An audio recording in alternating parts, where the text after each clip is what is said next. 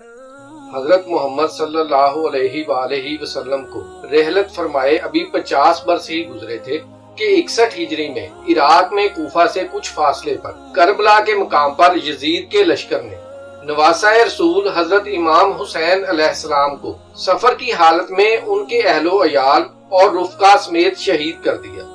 خلافت راشدہ کا 30 سالہ دور حضرت امام حسن علیہ السلام پر مکمل ہو چکا تھا اور پھر بادشاہت کی ابتدا حضرت امیر معاویہ سے ہوئی۔ جامعہ ترمذی اور المستدرک للحاکم کی حدیث میں ہے، سیدنا عبداللہ بن عباس رضی اللہ عنہ بیان کرتے ہیں کہ رسول اللہ صلی اللہ علیہ وآلہ وسلم نے ارشاد فرمایا، اللہ تعالیٰ سے محبت رکھو کہ وہ تمہیں نعمتیں عطا فرماتا ہے، اور اللہ تعالیٰ سے محبت کی وجہ سے مجھ سے محبت رکھو، اور میری محبت کی وجہ سے میرے اہل بیت سے محبت رکھو۔ جب 60 ہجری میں حضرت امیر معاویہ کا انتقال ہوا اور یزید ان کا جانشین بنا، تخت حکومت پر بیٹھتے ہی یزید کے لیے سب سے بڑا مسئلہ سیدنا امام حسین علیہ السلام، سیدنا عبداللہ بن زبیر رضی اللہ عنہ، سیدنا عبداللہ بن عمر رضی اللہ عنہ سے بیعت لینے کا تھا، کیونکہ اگر سیدنا امام حسین علیہ السلام اپنی خلافت کا اعلان کر دیتے تو نہ صرف حجاز مقدس یزید کے خلاف اٹھ کھڑا ہوتا بلکہ عراق میں بھی یزید کے خلاف بغاوت شروع ہو جاتی۔ یزید نے اپنی حکومت کی بقا کے لیے مدینہ منورہ کے گورنر ولید بن عقبہ کو حکم دیا کہ وہ امام حسین علیہ السلام سے اس کی بیعت لے۔ ولید نے حضرت امام حسین علیہ السلام کو یزید کی بیعت کے لیے کہا تو آپ نے فرمایا، میں اس طرح بیعت نہیں کر سکتا۔ یزید کی بیعت آپ کو قلبی طور پر سخت ناپسند تھی، کیونکہ وہ اس منصب کے لیے نااہل تھا، اور اس کا تقرر بھی خلفائے راشدین کے اسلامی طریقہ انتخاب کے بالکل خلاف ہوا تھا، اس لیے آپ اس کے خلاف تھے۔ دوسری طرف حالات ایسے نہیں تھے کہ آپ علل اعلان یزید کے خلاف آواز بلند کریں، لہٰذا حضرت امام حسین علیہ السلام نے اپنے اہل و عیال اور عزیز و اقارب کے ساتھ مدینہ سے مکہ کی طرف ہجرت فرمائی۔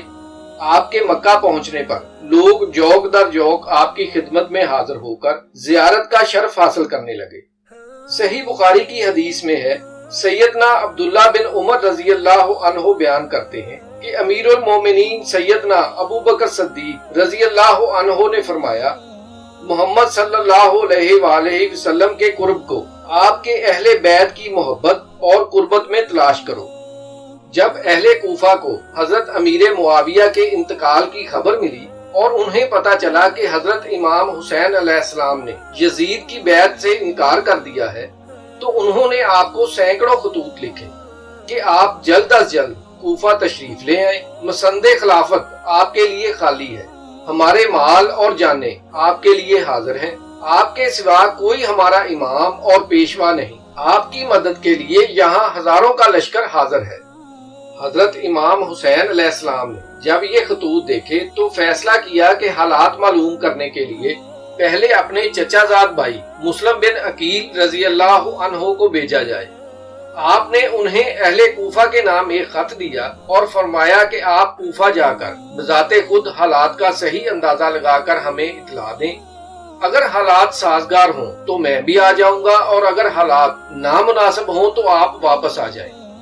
حضرت امام حسین علیہ السلام کی شہادت کی خبر مشہور تھی اور کوفہ کے لوگوں کی بے وفائی کا تجربہ پہلے بھی ہو چکا تھا، مگر جب یزید بادشاہ بن گیا تو اس کی حکومت دین اسلام کے لیے خطرہ تھی، تو حضرت امام حسین علیہ السلام کے لیے ضروری ہو گیا تھا کہ وہ لوگوں کی اس درخواست کو قبول فرمائیں۔ یہ مسئلہ ایسا تھا جس کا حل صرف یہی تھا کہ آپ اہل کوفہ کی دعوت پر لبیک کہیں۔ حالانکہ اکابر صحابہ اکرام حضرت ابن عباس، حضرت ابن عمر، حضرت جابر اور حضرت ابو سعید رضی اللہ عنہم کو آپ کی رائے سے اتفاق نہیں تھا، اور نہ ہی وہ کوفہ کے لوگوں کے وعدوں پر اعتبار کرتے تھے۔ حضرت امام حسین علیہ السلام کی محبت اور شہادت کی شہرت ان اکابر صحابہ اکرام کے دلوں میں اختلاج پیدا کر رہی تھی۔ انہیں اس بات کا یقین نہیں تھا کہ اسی سفر میں آپ کی شہادت ہو جائے گی، لیکن ایک اندیشہ ضرور تھا۔ المستدرک للحاکم کی حدیث میں ہے، ابو ہریرہ رضی اللہ عنہ بیان فرماتے ہیں کہ رسول اللہ صلی اللہ علیہ وآلہ وسلم ہمارے پاس تشریف لائے اس حال میں کہ آپ صلی اللہ علیہ وآلہ وسلم نے ایک کندھے پر سیدنا حسن علیہ السلام اور دوسرے پر سیدنا حسین علیہ السلام کو سوار کر رکھا تھا اور باری باری دونوں کو چوم رہے تھے۔ اسی حالت میں آپ صلی اللہ علیہ وآلہ وسلم ہمارے پاس آ پہنچے تو ایک شخص نے عرض کیا، اے اللہ تعالیٰ کے رسول صلی اللہ علیہ وآلہ وسلم، آپ ان دونوں سے محبت رکھتے ہیں؟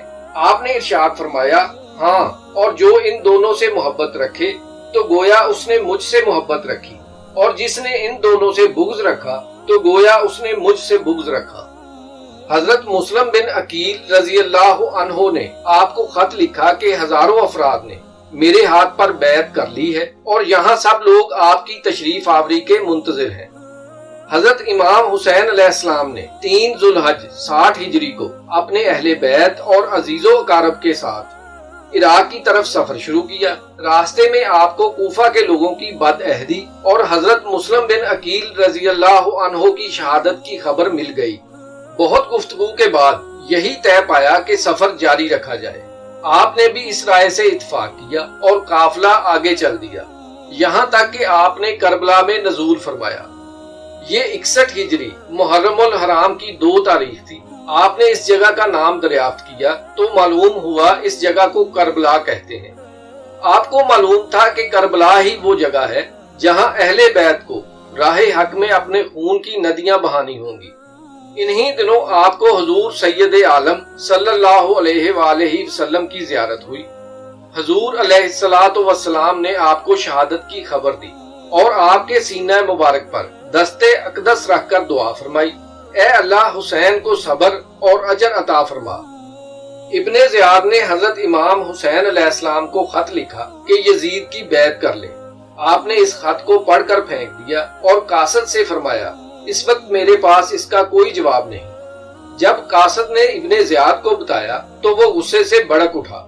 اس نے لوگوں کو جمع کیا، فوجیں اکٹھی کی اور ان کا سپہ سالار عمر بن سعد کو بنایا جو ملک رے کا والی تھا۔ پہلے تو عمر بن سعد نے اس کام سے پہلو تہی کی۔ اس پر ابن زیاد نے کہا کہ یا تو لڑنے کے لیے تیار ہو جا یا پھر رے کی حکومت چھوڑ کر گھر بیٹھ جا۔ ابن سعد رے کی حکومت کی خاطر 22,000 سوار اور پیادہ لشکر کے ساتھ نواسہ رسول حضرت امام حسین علیہ السلام سے لڑنے چل پڑا، یہاں تک کہ یہ لوگ دریائے فرات کے کنارے پر قابض ہو کر قافلے اور پانی کے درمیان حائل ہو گئے۔ حضرت امام حسین علیہ السلام نے اپنے اہل بیت اور ساتھیوں سے فرمایا کہ صبح دشمن سے ہمارا مقابلہ ہے، میں بخوشی تم سب کو اجازت دیتا ہوں، ابھی رات باقی ہے، جہاں جگہ پاؤ چلے جاؤ، دشمن جب مجھے پائیں گے تو تمہارا پیچھا نہیں کریں گے۔ تو سب نے کہا، اللہ تعالیٰ ہمیں وہ منحوس دن نہ دکھائے کہ آپ نہ ہوں اور ہم زندہ رہیں۔ یہاں تک کہ ابن سعد نے اپنے لشکر کے ساتھ حضرت امام حسین علیہ السلام اور آپ کے رفقا پر حملہ کر دیا۔ آپ کے رفقا، احباب، برادران اور شہزادے ایک ایک کر کے شہید ہوتے چلے گئے اور آخرکار حضرت امام حسین علیہ السلام کو بھی بڑی بے دردی کے ساتھ شہید کر دیا گیا۔ یزید بن معاویہ وہ بدبخت شخص ہے جس کی پیشانی پر اہل بیت کرام کے بے گناہ قتل کا سیاہ داغ ہے۔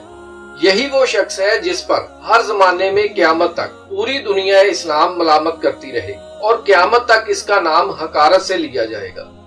مسند احمد کی حدیث میں ہے، سیدنا شہر بن حوشب تابعی رحمہ اللہ بیان کرتے ہیں کہ میں نے رسول اللہ صلی اللہ علیہ وآلہ وسلم کی زوجہ ام المومنین ام سلمہ رضی اللہ عنہا کو فرماتے ہوئے سنا، جب حضرت امام حسین علیہ السلام کی شہادت کی خبر آئی تو سیدہ ام سلمہ رضی اللہ عنہا نے اہل عراق پر لعنت فرمائی اور کہا، انہوں نے سیدنا حسین علیہ السلام کو مار ڈالا ہے، اللہ تعالیٰ ان عراقیوں کو غارت کرے۔ پہلے سیدنا حسین علیہ السلام کو دھوکہ دیا اور ذلیل کیا، اللہ تعالیٰ ان پر لعنت کرے۔ میں نے رسول اللہ صلی اللہ علیہ وآلہ وسلم کو خود دیکھا کہ سیدہ فاطمہ سلام اللہ علیہا آپ صلی اللہ علیہ وآلہ وسلم کے پاس صبح صبح ایک ہنڈیا لے کر آئیں جس میں عصیدہ یعنی حلوہ تھا جو آپ صلی اللہ علیہ وآلہ وسلم کے لیے تیار کیا تھا۔ وہ ایک تھالی میں لے کر آئیں اور آپ صلی اللہ علیہ وآلہ وسلم کے سامنے رکھ دیا۔ آپ صلی اللہ علیہ وآلہ وسلم نے پوچھا، تمہارا چچا زاد کہاں ہے؟ انہوں نے عرض کیا وہ گھر پر ہے۔ آپ نے حکم فرمایا جاؤ اسے بلا کر لاؤ اور دونوں بچوں کو بھی لانا۔ سیدہ ام سلمہ رضی اللہ عنہا بیان فرماتی ہیں کہ سیدہ فاطمہ سلام اللہ علیہا سیدنا حسن علیہ السلام اور سیدنا حسین علیہ السلام کو ایک ایک ہاتھ سے تھامے ہوئے آئیں۔ پیچھے سیدنا علی بن ابی طالب علیہ السلام تشریف لا رہے تھے۔